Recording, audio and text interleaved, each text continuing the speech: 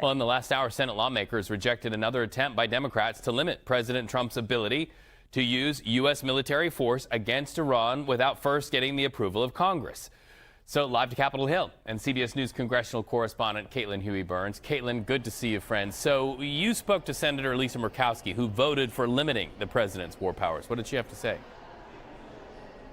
Yeah, Reed, this is the 7th time that the Senate has voted on this, and it's the 7th time is not a charm, so to speak, as we saw from that failed vote there. But they did gain one more Republican supporter, and that was Lisa Murkowski. And I talked to her right after the vote, and she said the situation now is completely different than it was the last time they voted on this. And that situation is they have come up, in her words, to that 60-day deadline that's required under the War Powers Resolution that was passed in the 1970s that says after 60 days, the administration has to come to Congress to approve further military action. Now, the administration says that there is a ceasefire and that clock stopped, in their view, at the beginning of April, but some lawmakers up here don't agree with that. And Lisa Murkowski, Republican from Alaska, also said that she wants more clarity from the administration about what they are doing, what the plans are going forward, and she has not received any of that information yet. So that's why she joined a few other Republicans, Rand Paul, who we know has been supporting this from the beginning, and Susan Collins, another moderate Republican from Maine, up for a tough re-election fight this coming November, also voted for this resolution. Now, the argument against it from Republican leadership is, again, going to that administration talking point about the clock having stopped, in their view, because of the ceasefire. They're also arguing that the president is overseas right now, as you were just discussing with Nancy, and that to have this kind of movement would undermine him as he is meeting with a foreign leader overseas. So those are the arguments on both sides, but this is a continuing sticking point up here on Capitol Hill.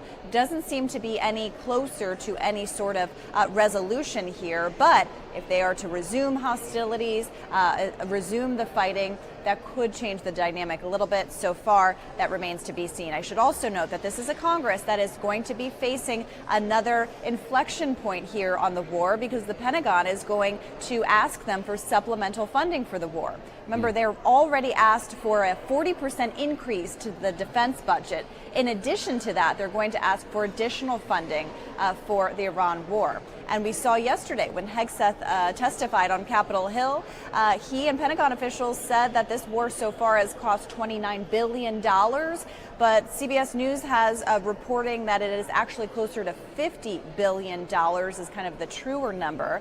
And that would include replenishing, restocking damaged or destroyed military equipment, among other things. Okay, so from the war powers conversation to a conversation about the war over power in Congress, if you will, you're also watching many of those redistricting battles that are playing out in multiple states, including Louisiana. What are you seeing there?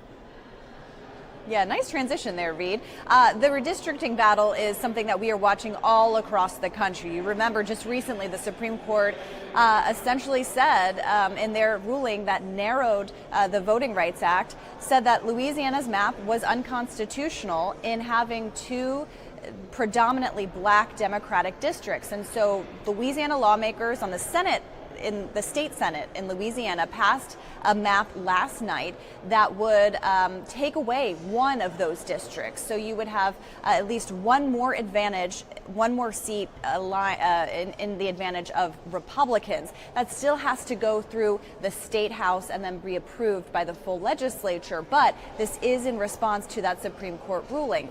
It is notable that House Speaker Mike Johnson is a member of the Louisiana delegation. He was asked about this earlier today, and he, in his words, said lawmakers in his home state — remember, Congress doesn't have anything to do with redrawing the maps in these states. This is a state-run endeavor. He said that they are doing so in accordance with the Supreme Court ruling. But what you've seen is across the country, this could have an effect. But Reed, notably, in South Carolina yesterday, they are not going to have a special session to redraw their map. So you're seeing a little bit of resistance in some corners. But by and large, you have a very tight battle for control of the House. And we saw just last week that the state Supreme Court in Virginia struck down the voters' will to have these maps redrawn in Virginia. So a lot of complicating factors here, Reed, but the bottom line is that these states are looking for any sort of maneuver that they can make to have more seats available to them. And this is the unfortunate reality that we are in right now, these kind of heavily gerrymandered districts. And what that says for the broader Congress, I think, remains a question that they'll be tackling for some time. And we know you'll be chasing those questions and finding answers. Caitlin Huey-Burns, thank you so much. Good to see you today.